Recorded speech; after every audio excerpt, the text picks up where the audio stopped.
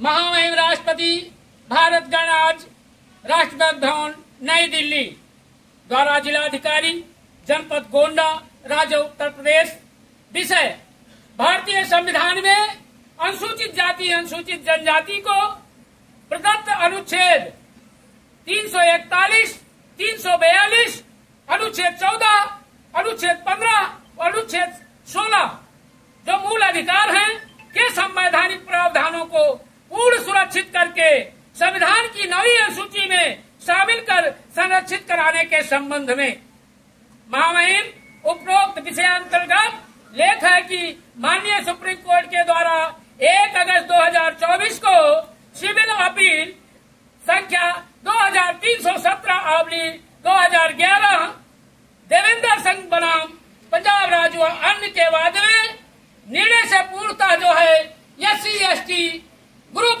गोंडा बहुत ही आहत और दुखी है। भारतीय संविधान के प्रदत्त अधिकारों से भविष्य में अनुसूचित जातियों एवं अनुसूचित जनजातियों को वंचित हो जाना पड़ेगा। SC/ST आरक्षण क्रमशः 15% और 7.5% का प्रतिनिधित्व आरक्षण 78 वर्षों से प्रावधानित है, जो संवैधानिक सामाजिक शैक्षणिक आधार पर सुनिश्चित किया गया था। उपयुक्त और वैध है। 78 वर्षों में का, खा और गा की सभी श्रेणियों की भर्तियों में आरक्षण कोटा आधा और अधूरा भरा गया, कभी उपलब्ध नहीं तो कभी उपयुक्त नहीं, कभी सुपात्र नहीं करके आरक्षण की मूल भावना को तार तार किया गया।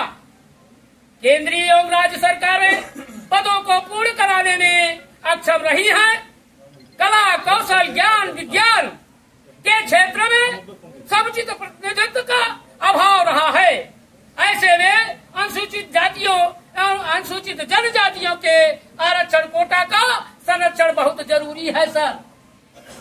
जबकि 1 अगस्त 2024 का माननीय सुप्रीम कोर्ट का फैसला आरक्षण पर कुठाराघात करने वाला और बेहद निराशाजनक है।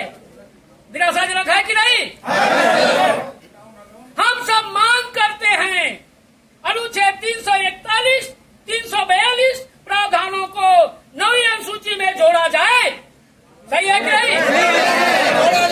जिससे अनुसूचित जातियों या अनुसूचित जनजातियों को किसी भी प्रकार की क्षति कारित न हो। दूसरी मांग हमारी है संविधान के अनुच्छेद 341 व 342 के उपबंध 2 में जो हमें 5 सदस्यीय संविधान पे 5 सदस्यीय न्यायाधीशों की गठित समिति से यह अधिकार मिला था कि कोटे में कोटा नहीं होगा, उसी अधिकार को बहाल रखा जाए, साथ ही साथ क्रीमी लेयर और उपवर्गीकरण को खत्म किया जाए। तो दूसरी मांग थी सर। तीसरी मांग है सर सर्वोच्च न्यायपालिका में न्यायाधीशों की नियुक्ति में अनुसूचित जातियों एवं अनुसूचित जनजातियों के आरक्षण प्रतिनिधित्व को लागू कर पूर्ण कराया जाए। सहमत है? चौथी जो है हमारी मांग है कॉलेजियम व्यवस्था से जजों की नियुक्ति असंवैधानिक घोषित की जाए। और इसी पांचवी जो मांग है वो अखिल भारतीय सेवाओं की तरह, जैसे हमारे IAS साहब हैं, जैसे हमारे IPS हैं, इसी तरीके से अखिल भारतीय सेवाओं की तरह से भारतीय न्यायिक सेवा का गठन किया जाए। सृजन करके लिखित परीक्षा के माध्यम से, किसके माध्यम से? सर्वोच्च न्यायालय में जजों की भर्ती की जाए और जिससे जो है नियुक्ति में सभी समुदाय सभी वर्गों का प्रतिनिधित्व हो सके। सही है कि नहीं? सही है।